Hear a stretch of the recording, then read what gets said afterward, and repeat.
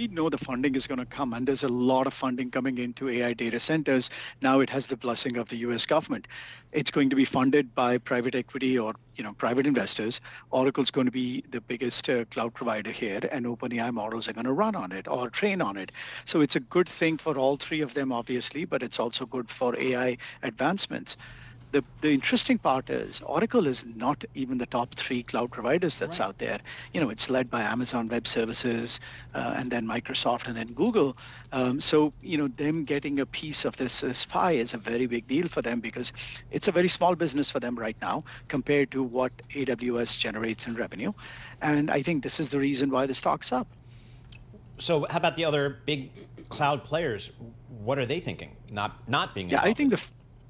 I think if you see when the rumor first came out that this is happening, you saw that Microsoft started to, trickle down a little bit, because right now Microsoft is the exclusive partner for OpenAI. Microsoft has outsourced some work to Oracle because they can't take care of the whole capacity.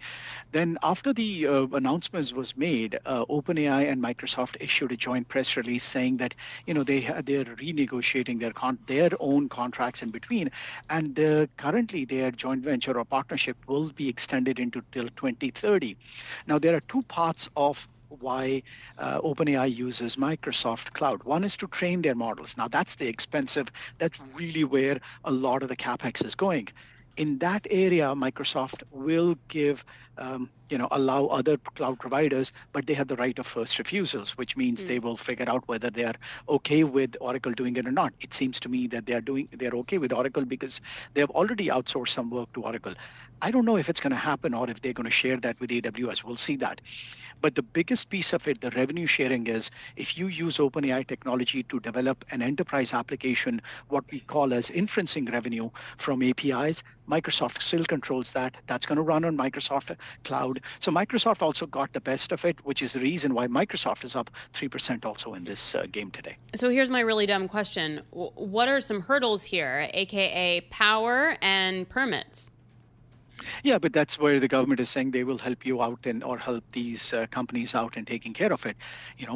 That is What does that definitely. entail? That means like speeding up a permit process, or like allowing coal plants to run? Like, what does that really entail?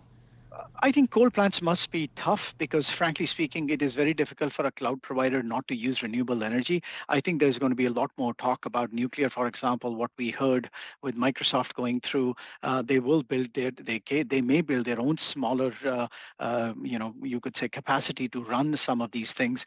They have the money to fund it, obviously. So if it's 100 billion spending, we think maybe 20-25% of that goes towards more tech oriented stuff, whether it's chip, whether it's servers, whether it's pipeline, connecting networking devices or cloud computing. And the rest of that is probably going to go to more the building of the data center and the cooling units, all that stuff that goes with it.